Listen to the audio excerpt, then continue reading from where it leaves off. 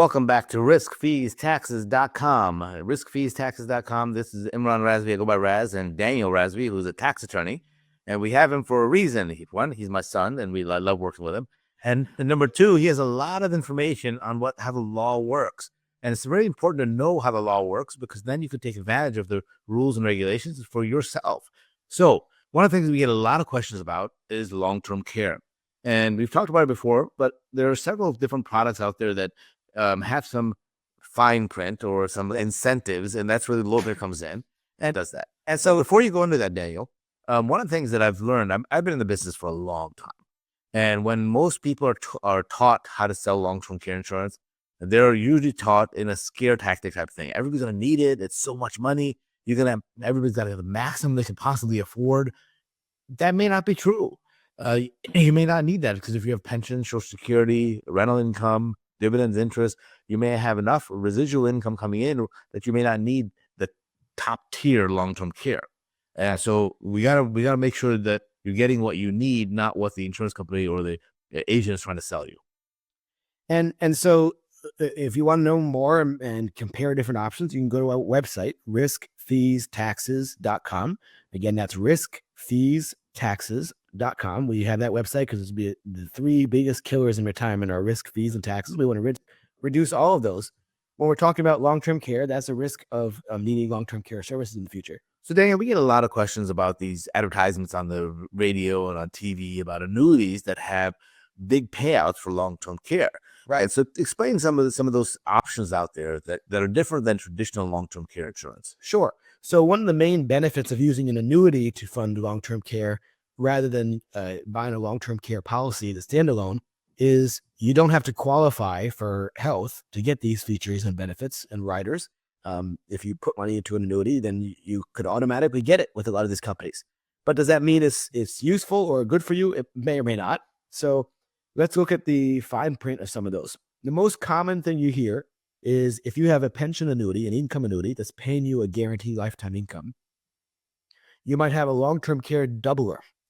So your income doubles if you have a long-term care need. Now, even within that, even though that's a common feature of income annuities, a long-term care doubler, many annuity products have that. They don't define it the same way, because some of them double it only if you're confined in a nursing home. Some of them double it if you can't do 2 out of 6 activities of daily living, whether or not you're confined. So that's a more liberal, expansive, and flexible definition. And some of them require you to be confined for a certain amount of time or have some other diagnosis in order to get the doubler. So be careful and read the fine print of what exactly qualifies as a doubler in that case. But also, I would say don't get too excited about the doublers. And here's why I would say that. A lot of these income annuities are designed to basically drain your account balance over the first 10 or 15 years. And then if you're still alive, which you hope that you are still alive for a much longer time, the insurance company will keep paying you out of their own pocket. No matter how long you live, you're going to get that guarantee payment for the rest of your life. So if you put $500,000 into the annuity and they're paying you $25,000 or $30,000 every year, then that's coming out. Maybe they're paying $35,000, whatever they're paying, that's coming out every year. After about somewhere between 10 and 15 years, usually that $500,000 goes away. So now your account balance is zero. Now, if you're still alive, not a problem. You have not actually run out of money because the insurance company will keep paying you every month. However, that's what the protection was about, because you were worried about running out of money. So right. That's why you bought the annuity, so that when you did run out of money, somebody else will keep paying you that payment. Exactly. So in that sense, the pension annuity, the income annuity is doing what it's supposed to do. But if it has a long-term care doubler feature, it can be a little bit misleading, because the doubler only works while you have account value. So most of these annuities that offer long-term care doublers only work while the account value is still positive. So if you start this annuity at 65 years old and you go on a long-term care claim at age 70, you might still have account value. And yes, they'll double that until you run out of money. Until you run out of money. And then you'll still get the regular payment, but you're not going to get a doubler anymore. And the problem with the whole concept, and this is one of the reasons this is often offered as a free feature on the annuity, you're not paying anything extra to get this, is because the insurance company knows they probably don't have to pay that out. When do most people go on a long-term care claim? After age 75, in their 80s often. So somewhere between 75 and 85 is when you usually start to get those long-term care claims. That's a time at which often, if you're getting a guaranteed lifetime income, that benefit has run out, the account value has run out. So you may not receive that doubler if you claim long-term care at a normal age for long-term care. Right. So just be aware of that. It's not a bad thing to have. It's great. And, many people don't even activate the riders until they're 70, 75 years old. And again, the long-term care need on average is only about 3.5 to 4 years. So if somebody ends up going there, then the insurance company knows they're not going to have to pay for another 20 years that they would otherwise. So they're okay with doubling it, and they're expecting that you probably will die before you run out of money. And so it's still a good feature to have. It gives you more flexibility than you would otherwise have on an income annuity. So if you're considering an income annuity, you can ask your advisor if it has such a feature, but just make sure you know what the definitions are. Now, there's another type, and again, you can go to our website too, and riskfeestaxes.com and get our opinion as a second opinion or third opinion on something you presented. And it's passed. And if you already purchased a long-term care, we'll still be happy to review it and explain it to you. One of the things that our clients like about us is that we really take the time to help you understand the situation and what you have or what you're looking at, as opposed to just saying that you need to have this, and if you don't, you're an idiot. And sometimes, even if you already have one of these products, if it's not the best for you in today's environment, you can refinance it. And many people are finding that because interest rates have changed and some of the innovations have happened in the industry over the last several years, that you can refinance an annuity or other insurance product and maybe have a much better guarantee going forward. So we do run into that all the time as a possibility. So if you go to our website, riskfeestaxes.com, you can talk to us there. Refinancing those is kind of opposite of mortgages, right?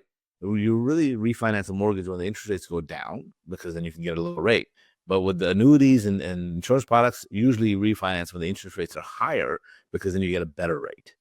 Exactly, because when you're getting paid interest, you want it to be higher. Right. When you have to pay it to the mortgage company, you want it to be lower. So that's the reason.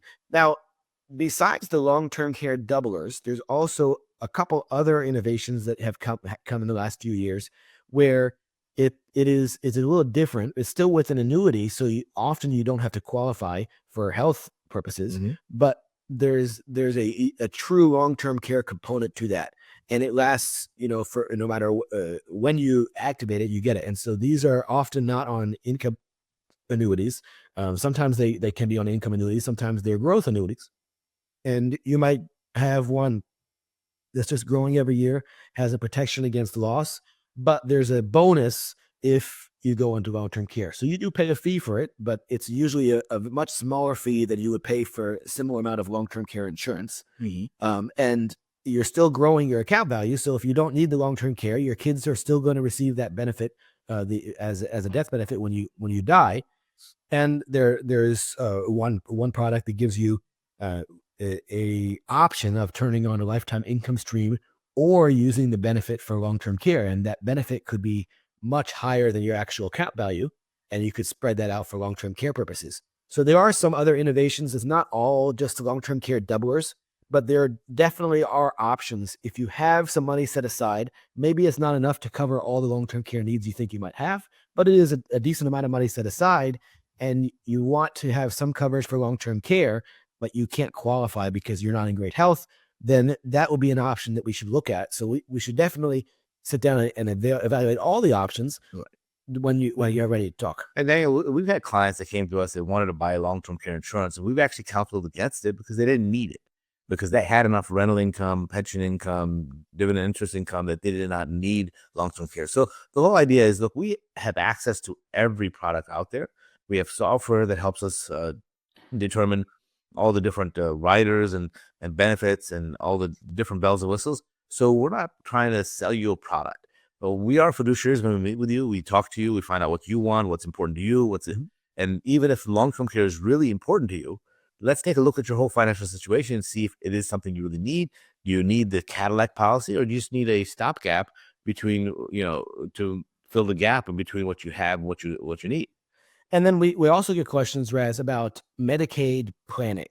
You say, well, the government has this program called Medicaid, and it's designed for people that do not have very much money. And that Before you go into that, though, a lot of people think that Medicare will take care of the long-term care needs, which it will not. Yes, this is very, very important. If you are over 65, you're on Medicare in this country, and many people assume that Medicare will cover long-term care. It definitely will not. Moreover, the military benefits, the veterans benefits, do not cover long-term care. The TRICARE does not cover long-term care. The federal retirement does not cover long-term care.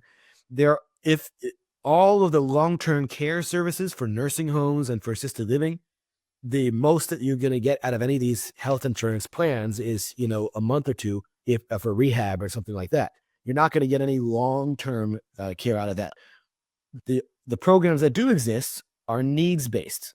They are meant for low-income individuals, and those fall under Medicaid, and there are different terms for that program for veterans and for federal. I already hear maybe called different states, like in California, it's Cal-Aid or whatever. Medi-Cal out of California. So, but there is still needs-based. That means you have to have basically no money or a very little amount of money. I think it depends on the state, and some states, $2,000 is all you can have in your bank account. You can have a residence and you can have a car. But even the residents will have a lien against it for Medicaid. And so when you die, then they'll take out the care money out of selling your house, and then your kids only get the extra, the difference. So a lot of people think, well, I got a bunch of money, but I trust my kids. They'll take care of me if I need to. I'll just give it to them. Whenever I need long-term care, I'll just give it to them at that time. Well, you could do that, but you got to give it several years before you actually need it, because otherwise they will look back and say, well, you just gave this money away, so you really weren't poor. You're just pretending to be poor. So then you don't qualify. And how many years is that, Daniel? It depends on the state. California is not nearly as restricted as other states, but most states is 5 years. That means that if you given your money away less than 5 years ago and you need long-term care, the state can come back and say, look, you qualify for Medicaid, except that you had this money less than 5 years ago. So we're going to say, no, you don't. So there are ways to put it in trust to protect it. But at Higher Ground, we really prefer our clients to thrive and be successful in retirement. And part of that involves having wealth. We want you to be wealthy, not poor in retirement. So I will usually use that only as a last resort. I would prefer to find other ways to pay for long-term care. Go to our website, riskfeestaxes.com, and we'll talk to you on all the different options. Again, that's riskfeestaxes.com.